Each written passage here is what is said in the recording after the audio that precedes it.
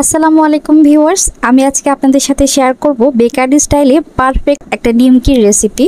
মাত্র 1.5 কাপ ময়দা দিয়ে আপনারা এই মুচমুচে আর খাস্তা নিমকিগুলো বাসায় তৈরি করে নিতে পারবেন। বিকেলে নাস্তায় চায়ের সাথে খেতে এই নিমকিগুলো অনেক বেশি মজা লাগে। আর এই নিমকিগুলো তৈরি করার পর আপনারা মাস জুড়ে সংরক্ষণ করতেও পারবেন। নিমকি তৈরির জন্য আমি একটা মিক্সিং বলে 1.5 কাপ ময়দা দিয়ে দিচ্ছি।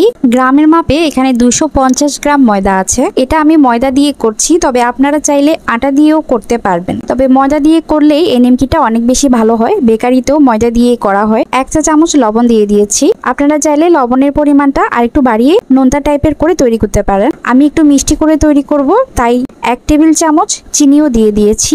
তবে চিনিটা আপনারা চাইলে স্কিপ করতে পারেন, এটা সম্পূর্ণই অপশনাল। নুন আর চিনিটা ময়দার সাথে ভালোভাবে মিশিয়ে নেব। শুধু নোনতা নোনতা করে তৈরি করলেও এটা খেতে অনেক বেশি ভালো লাগে, তবে আমার কাছে মিষ্টিটা দিলে এটা খেতে আরো বেশি ভালো লাগে, তাই আমি চিনিটা দিয়েছি। এখন 1.5 টেবিল চামচ রান্নার তেল দিয়ে দিয়েছি। আর এখানে ডালডা ঘি নিয়েছি আমি। এই ডালডা ঘিটা একটু মেল্ট করে নেব। এখানে 1.5 টেবিল চামচ ঘি আছে। ডালডাটা আমি গলিয়ে কুসুম গরম অবস্থায় কিন্তু এখানে দিয়ে দিচ্ছি। বেকারিতেও কিন্তু সম্পূর্ণটা ডালডা দিয়ে তৈরি করা হয়, আর ডালডা দিয়ে তৈরি করার কারণে এটা অনেক বেশি খাস্তা হয়। তো আমি অর্ধেকটা ডালডা দিয়েছি আর বাকি অর্ধেকটা তেল দিয়ে করছি। আপনারা চাইলে যে কোনো একটা দিয়েও করতে পারেন, অথবা শুধু ডালডা দিয়েও করতে পারেন। 250 গ্রাম ময়দার জন্য এখানে 45 গ্রাম ডালডা অথবা তেল দিয়ে দিলেই হবে, অথবা 3 টেবিল চামচ তেল অথবা ডালডা, আমি দুইটাই বলে দিলাম। এখন ময়দাগুলো তেলের সাথে খুব ভালোভাবে মিশিয়ে নেব। অনেকক্ষণ এভাবে মেশানোর পর দেখেন এগুলো কিন্তু দলা পাকিয়ে আসছে, আর দলাটা এভাবে চাপ দিলে কিন্তু সাথে সাথে ভেঙে যায় না, একটু ফেটে ফেটে ভাঙে। এটাই হচ্ছে আসল কনসিস্টেন্সি ময়দা আর তেলের। এখন 250 গ্রাম ময়দার জন্য আমি এখানে 90 গ্রাম পানি দিয়ে দেব। এটা নর্মাল পানি। 90 গ্রাম মানে এখানে 1/3 কাপ। আমি গ্রামের মাপে বলছি, আপনারা এটাকে মিলি ভাববেন না। মিলিগ্রামের মেজারটা বলছি, মিলিলিটার নয়। আমি কিন্তু ক্লিয়ার করলাম এটা। আমি এখন ময়দাগুলোকে মেখে মেখে একটা টাইট খামিরে পরিণত করব। আর বাকি যে অল্প একটু পানি ছিল কাপের মধ্যে সেগুলো দিয়ে দিয়েছি। আর ডোটা ঠিক এরকমই শক্ত করে তৈরি করতে হবে, যেভাবে আমরা সিঙ্গারার জন্য তৈরি করি আর কি ডোটা। তো এটা তার থেকেও একটু শক্ত হবে। তো এটা এখনো কিন্তু অনেক মেসি হয়ে আছে, তো এটা আমি 7-8 মিনিট ভালোভাবে হাত দিয়ে মথে নিয়েছি। তবে আপনারা চাইলে এটাকে রেস্টে রাখতে পারেন কোনো ড্যাম ক্লথ দিয়ে ঢেকে, সেক্ষেত্রে এটা সেট হয়ে যাবে। এরপর 1-2 মিনিট এটা যদি আপনারা হাত দিয়ে মথে নেন সেক্ষেত্রে স্মুথ হয়ে যাবে। তবে আমি হাত দিয়ে মথে নিয়েছি একটু সময় নিয়ে। আসলে অপেক্ষা করার সময় নেই, যেহেতু ভিডিও করছি তাড়াতাড়ি শেষ করতে হবে। তো আমি 2টা ভাগে ভাগ করে একটা ভাগ ঢেকে রেখে দিয়েছি, আর একটা ভাগ দিয়ে একটা পাতলা রুটি তৈরি করে নেব।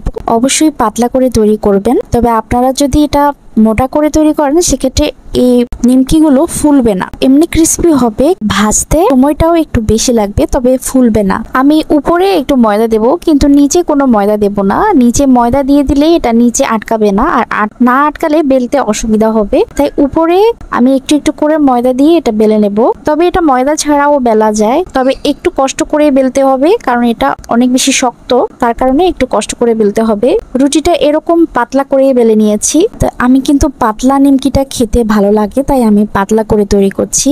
আর একটা কাটারের সাহায্যে এভাবে করে লম্বালম্বি ভাবে কেটে নিচ্ছি কোনাকুনিতে। প্রথমে লম্বা, এরপরে কোনাকুনি শেপে কেটে নিচ্ছি।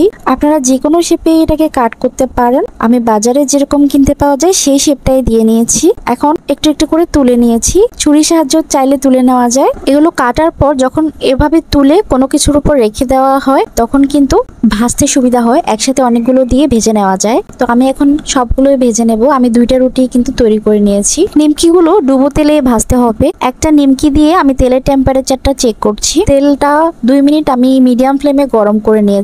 একটা দিয়ে প্রথমে আমি চেক করেছি নিমকি। তেলটা এরকম গরম করতে হবে, যখন নিমকিটা তেলের মধ্যে দেবেন তখন এটা সাথে সাথে ফুলে উঠবে। এরকম করে তেলটা গরম করে নিতে হবে। এরপর যখন ফুলে উঠবে সাথে সাথে সবগুলো দিয়ে দিতে হবে। তো আমি এরপর সবগুলো নিমকি দিয়ে দিয়েছি, আর দিয়ে এরকম গোল্ডেন ব্রাউন করে ভেজে নিয়েছি। প্রথমে নিমকিগুলো দেওয়ার সময় চুলার জালটা মিডিয়াম ফ্লেমে থাকবে। এরপর আস্তে করে যখন ফুলে উঠবে তখন মিডিয়াম টু লো ফ্লেমে রেখে দিতে হবে, নয়তো অনেক বেশি যদি হাই হিটে ভাজা হয় সেক্ষেত্রে কালার চলে আসবে, আর যখন ঠান্ডা হবে এগুলো নেতিয়ে যাবে। তাই অবশ্যই প্রথমে যখন ফুলে উঠবে চুলার জালটা কমিয়ে দেবেন।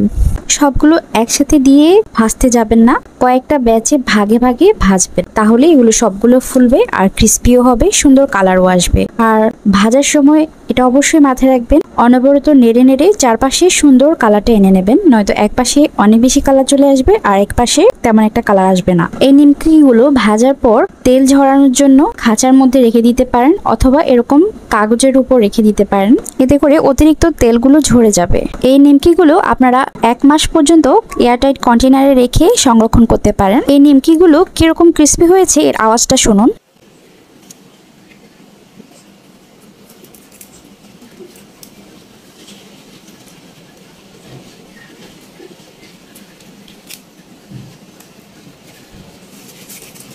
তো আমি তো চায়ের সাথে এগুলো সাথে সাথেই খাবো, কারণ আমার কাছে এগুলো চায়ের সাথে খেতে অনেক বেশি ভালো লাগে। তবে আপনারা যে যেমন ইচ্ছা তেমন করেই খেতে পারেন। আর রেসিপি ভালো লাগলে একটা লাইক দিয়ে দিবেন। সবাই আমার চ্যানেলটি সাবস্ক্রাইব করে আমার এই ছোট্ট চ্যানেলটা সাপোর্ট করবেন। ফেসবুক পেজ থেকে দেখলে পেজটা ফলো করে দেবেন, আর টিকটক থেকে দেখলেও একটা লাইক দিয়ে ফলো করে দেবেন। এখানেই বিদায় নিচ্ছি, সবাই ভালো থাকুন। আল্লাহ হাফেজ, আসসালামু আলাইকুম।